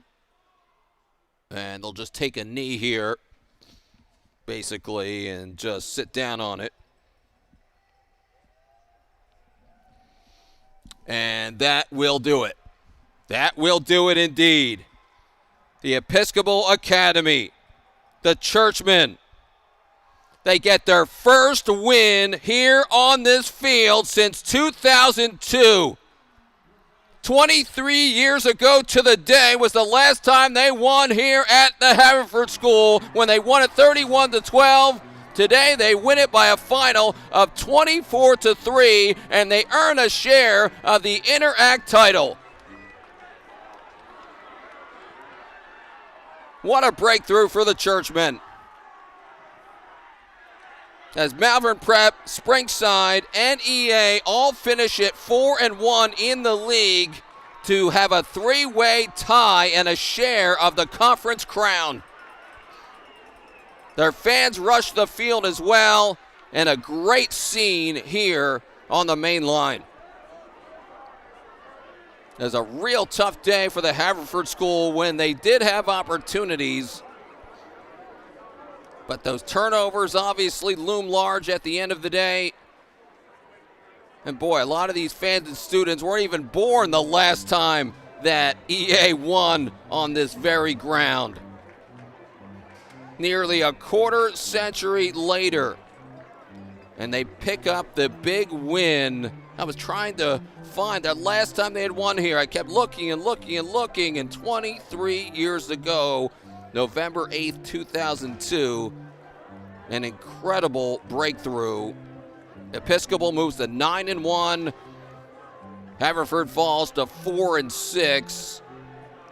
It's such a special day with these rivalries and the great theater. You hear the word pageantry a lot with college football and high school football, with the fans and the attendance and the spirit with these two rivalries. I was working a rivalry day game yesterday here on the main line of Philly, and it's so special with these high schools. They do such a great job as EA celebrates, and a great scene, and obviously spoils the party for the Haverford School. So EA will win the sweater back for the first time since 2019. First win this decade over Haverford. Their first win since COVID against the Fords. A long time coming, I guess you could say, in the eyes of many, as they really celebrate and enjoy this one.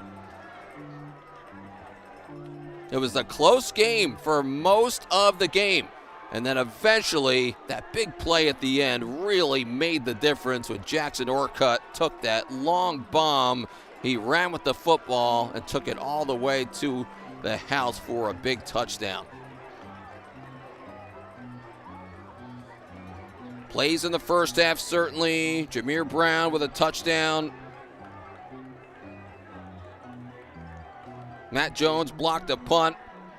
Jackson Sully threw for 2 touchdowns, and Brody Garrison able to find Jackson Orcutt for the other one.